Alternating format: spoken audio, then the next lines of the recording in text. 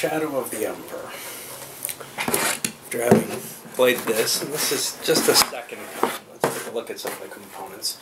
Board, very colorful, very pretty. My wife put it this way after having played it and looked at the board, the pieces, all these colorful little wooden bits.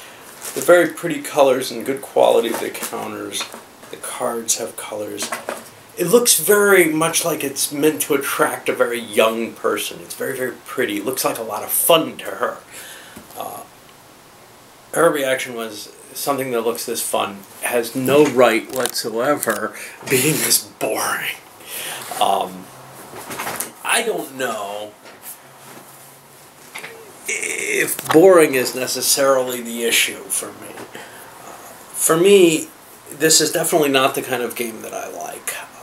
But I was pretty sure that I was going to have most of my disagreements with it, based on Hello Gregor's review of it. So, there's definitely a lot of opportunity to make decisions, to have all these kind of things that you can calculate and figure out, okay, if I do this, this will work well here, this will work well there. It seems somewhat related to the theme in a very loose sort of way.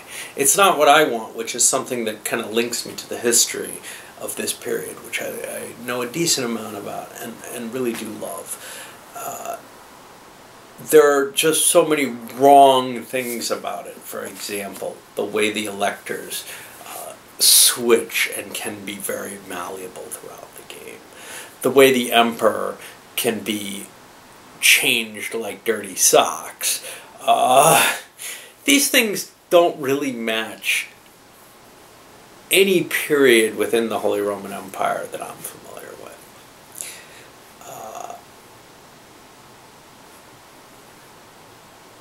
That's disturbing. The lifespan of the game and the use of the gray eminence seems to suggest that this is really in that era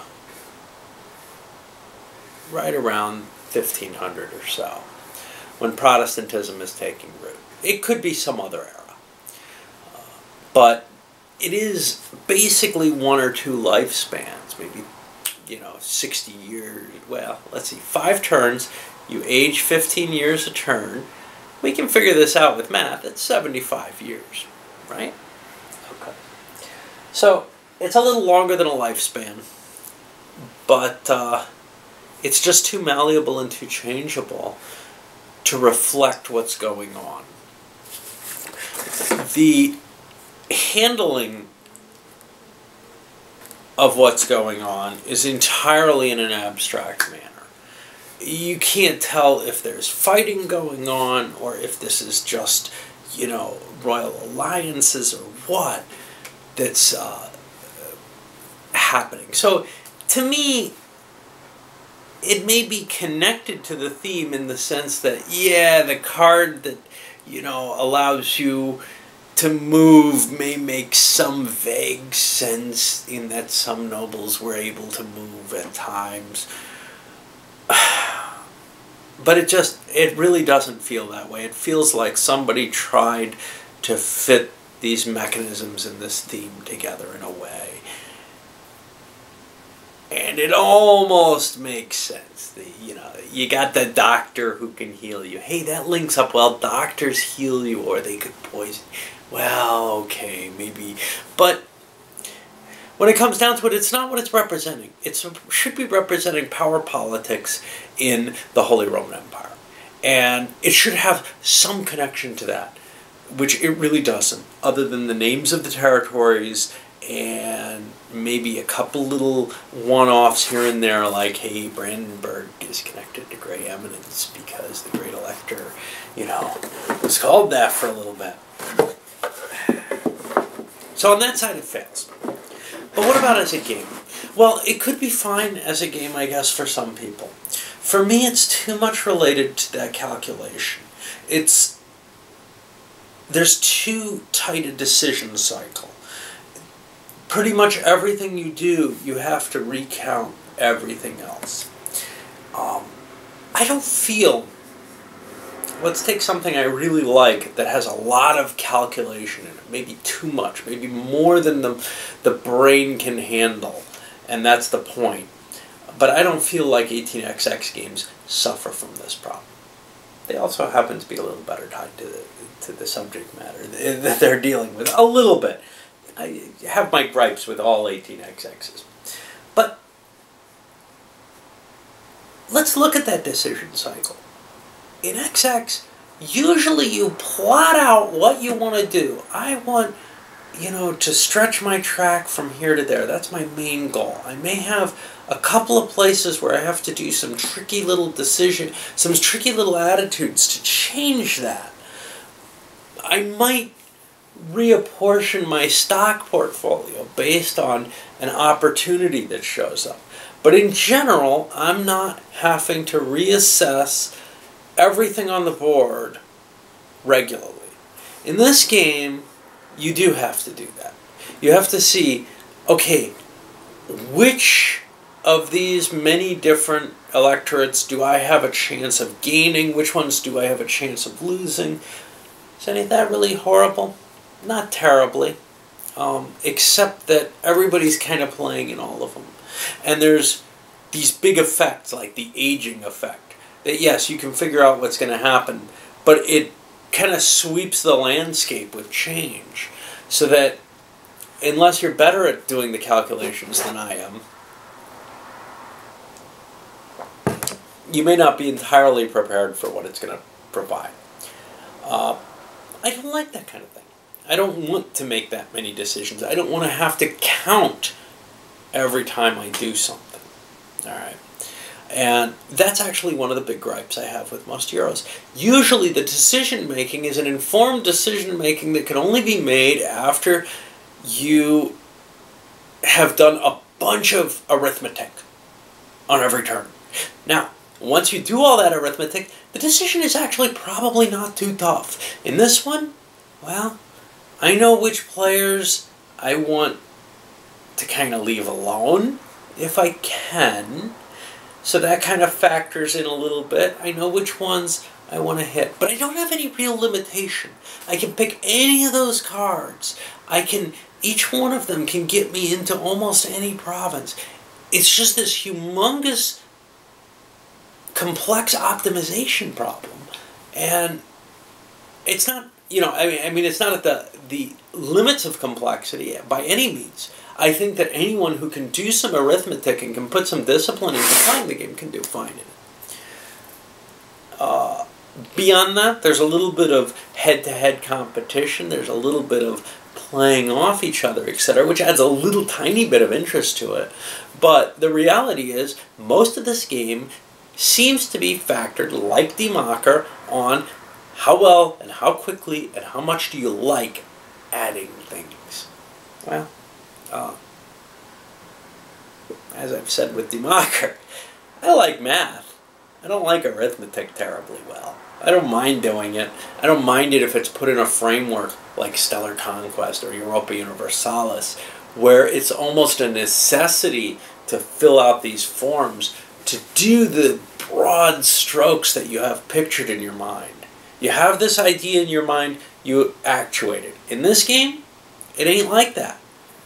You have this math problem in front of you, and you solve it. And sometimes that math problem comes down to almost pure game theory, like it did at the end of my game. Then there's going to be the tendency, I think, that this game doesn't allow any kind of productive ability. That's okay. I don't feel like every game needs to. In fact, I think with the type of game this is, the subject matter, the politics, productive capability doesn't make a lot of sense. But it does mean you can't build, right? You have very little ability to build. You have this kind of, I can set stuff up for later in the game that'll be more valuable than maybe I can score right now. But you don't have the, I'm going to build this little engine that can help me. Which is okay, again. I don't feel like every game needs to have some kind of economic engine in it.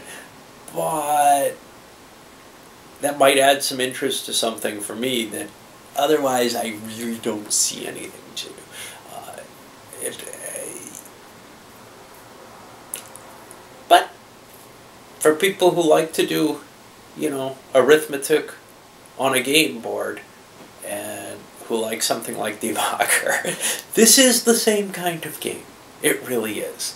You're picking where to put things based on how much they all add up to and what you're going to get out of it.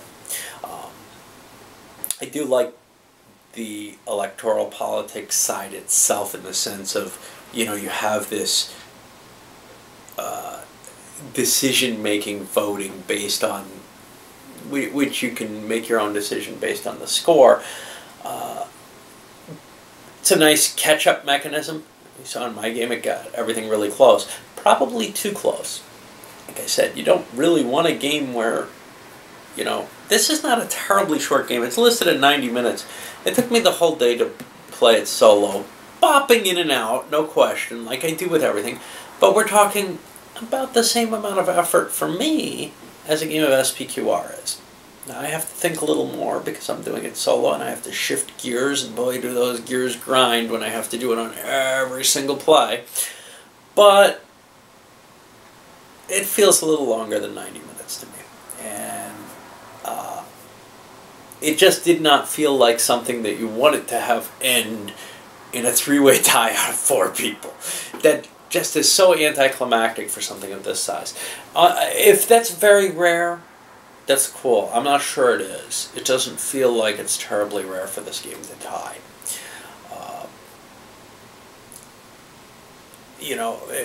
I remember being really excited in like a tied game of 1830 where 2 people managed to tie for first. Just as my God, that's just, so unlikely. I don't have that. That's so unlikely with this, though. I think it's going to generate very close games. I think victory points are big enough things. We're not talking like money in XX. Victory points are kind of hard to get. So it's fairly easy to have it to tie, and there's no tiebreaker in this game. And I don't know what there could be from one, without kind of destabilizing the situation. Anyway, I'm sticking with the original rating. I gave it a 2-player, which is a 5. I don't think this is my kind of game. I don't think most Euros are my kind of game, to be honest. There are really very few that I like, and this is clearly a Euro game. It's just, the theme was just so exciting to me that at a deal I had to give it a shot. And I don't know, beginning more and more to turn away from these guys and wish I hadn't started picking them up. But it's tough not to. When people are raving about something and not this wasn't being raved about. It's very hard for me not to say, ooh, I want to see too. I want to see what it's like. But in this case, it was entirely the theme. Even knowing I wouldn't like it, I had to buy this based on this theme. Now, just think, if there's ever, well, there sort of is. Here I stand, and what I'm looking at right now, a mighty fortress. But if there's ever one that really handles the earlier period of Holy Roman Empire, military political shifts at a high level, not a war game, at a high level, but yeah, something that's kind of a strong simulation of it. What do I have to compare with that? Yeah, let's say something along the lines of Empires of the Middle Ages, but with more detail and focus on that one political entity, on the families, something like Blood Royale in terms of the families. Throw a few things together, and yeah, I've actually tried to make it, sort of. Not set in the Holy Roman Empire, I set it in northern Italy, because that was easier at the moment when I was designing it. But yeah, if something ever comes along that does a good job on that, it's got me hooked in a moment. You know, if I'm going to buy a damn euro that I know I'm not going to like on this subject, I certainly would buy something a little bit more serious on it. But I'm not where the market sits, so, you know.